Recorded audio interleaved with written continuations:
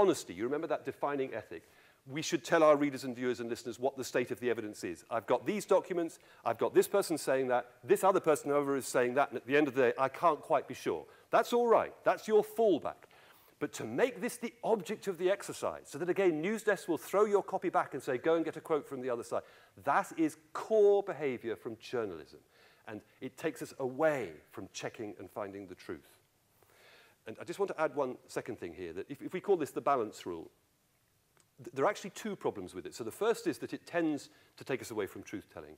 The other is that it works in a very invidious way, because the balance rule applies only to maverick statements. I should say here that I'm talking about statements of fact. If you're into statements of opinion, abortion is good, hunting is bad, by all means, have everybody in and punch each other in the face. Couldn't care less. Talking about statements of fact. So the balance rule only applies to the maverick statement of fact. So if I give you an example, in the build-up to the invasion of Iraq, there on the sidelines of the story, you have a man called Scott Ritter, a former UN arms inspector. And he's like a late substitute in a football game, waving his arms, trying to get onto the field, saying, oh, over here, I was there, I've seen the intelligence, I've been in Iraq, I know what's going on. And occasionally he would work his way through the obstacle course and get onto Newsnight or the Today programme. And always they would have the MOD or Downing Street there to balance what he said. So Scott says there aren't any weapons, and along comes everyone, oh, yes, there are. Right, he's balanced. It doesn't happen the other way around. When the government minister is on television or radio saying, or newspapers, there are weapons of mass destruction all over Iraq, they don't say, we'd better get Scott in here to balance. Because that factual statement, there are WMD all over Iraq, which happens to be false, is a consensus statement. Whereas what Scott is saying is maverick. Do you see? So it's very, very unfortunate that just as somebody may pop up to try to correct one of these bits of flat earth news, one of these widely believed falsehoods, that statement gets neutralized because it's a maverick statement. Whereas the consensus statement, which is false, doesn't get challenged. Do you see how lethal the balance rule is? So all right, as a fallback, if we haven't been able to get to the truth, honesty says lay out the evidence. But as the objective, as the object of what we're doing, for Christ's sake, don't get sucked into that both sides of the story rubbish. Okay, so I'm going to stop in 30 seconds' time. So what I'm trying to say, just to pull back, is that because we are invited to do our work in newsrooms which don't give us the resources, or owned by organizations who are far more interested in making money than telling the truth, these kind of conventions have got built into the foundations of the way we think about our work. And if you look back on what I've been saying, I hope you can see what I'm worried about, which is we ingest all this media output, copying their technique, sucking up their account of what the world is.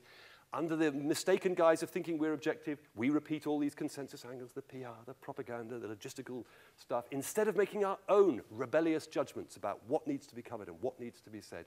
And then in the end, as a final cop-out, we just put together a lot of contradictory statements and shove it out without even attempting to tell what the truth is, because it's quick and easy and safe. Okay, I think that's enough of me. Does anybody want to ask a question or anything like that? If the origins of the problem I'm describing is the corporate takeover of media organizations, is the solution that journalists form cooperatives to take over ownership of media organizations? And this is part of a much wider question about whether or not, somewhere out there in the future, there is a new financial model which will work. Because what's happening is that the financial model that's carried us along for the last 30 or 40 years is collapsing because our advertising revenue is fleeing onto the internet and scattered across numerous different kinds of websites, and our circulation are collapsing as our readers go to news websites. So the thought is that at some point in the next decade or two, the dead tree version of the newspaper will die, and we will all be publishing only for websites. And that then means we can save a huge amount of money at the expense of various people's jobs. We no longer have to print this thing, huge saving. We no longer have to distribute it on trains and trucks, another huge saving. But where does our income come from? So the Guardian prints, whatever it is, about 350,000 copies of the paper, and people pay for it, put hand in their pocket, here's money. We have something like 18 million people hitting our website each month, and none of them pay a single cent for it. It's just become the established convention that electronic news is free. And I think nobody has succeeded, any news organization, in getting people to pay for their news. So we lose all our circulation income. And then what we're left with is the question, will our advertising revenue be big enough to pay for the editorial operation? And the evidence so far is no, it won't be. because the advertising is fragmented. Advertising is fixing itself into all sorts of websites, not just news ones. So the same question bedevils your suggestion about setting up co-ops. We would have the advantage as a co-op that we wouldn't be trying to make a massive profit for shareholders. So to that extent, our spending would be less. But I don't know that that equation works out, whether the co-op can generate enough income from advertising or any other source to pay for itself. And I think it wouldn't be right that we work for free, much as we may care about what we do. I think it's reasonable for us to be paid for our work. So that's the question which I can't answer, and which I feel rather gloomy about at the moment, that I can't see where the financial model's coming from. And it seems to me, just to finish this, that the future looks rather bleak, I think. As more and more mainstream news organizations run into financial trouble, they will take this process which I'm describing in the book and make it worse. Because what I think is going to happen is that the big corporate things will cut their editorial staffing even more. You can see subs being taken out of the picture in local papers. The same thing will happen at national level. You know that the big news websites like Google and Yahoo don't use journalists at all. They use computer programs, which are called news aggregators, and they go out and sniff out news on other news websites and download stories onto the Google or Yahoo web, right? You can see that beginning to creep in. I had a journalist get in touch with me, a freelance, who specializes in reporting farming news. And he said, 4 of us have been working for a website that specializes in farming news. We've all just lost our contracts and been replaced by a computer program, right, which will go out and sniff out keywords. You can see how attractive that is to the corporate media.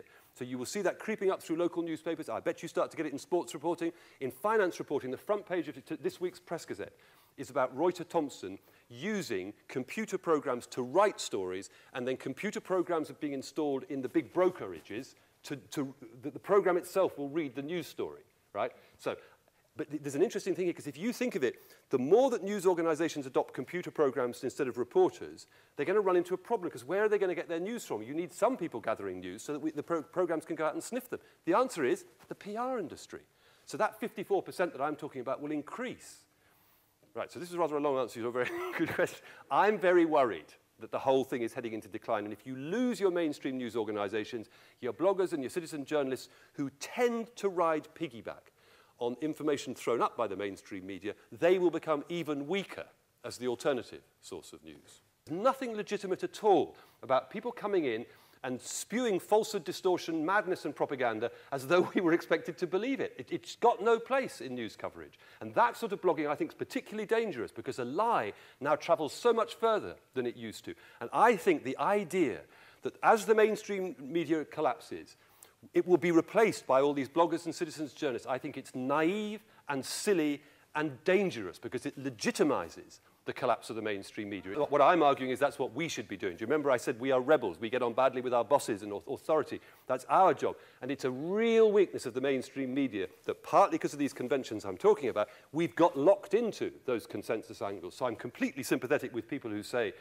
that the mainstream media needs to get out and think for itself and make its own judgments. But within the realm of truth, and out there in the blogosphere, nobody's imposing a realm of truth. How am I supposed to know whether this guy or that guy is right with his statements of fact? I think it would be being very kind to the journalists or the news organizations involved to say that the misreporting of the McCanns and Robert Murat was merely a question of them misunderstanding that concept of a suspect in Portuguese law. That, to me, is a really brutal example of news organizations being driven by commercialism. It's about selling papers, and truth-telling is just way off the map.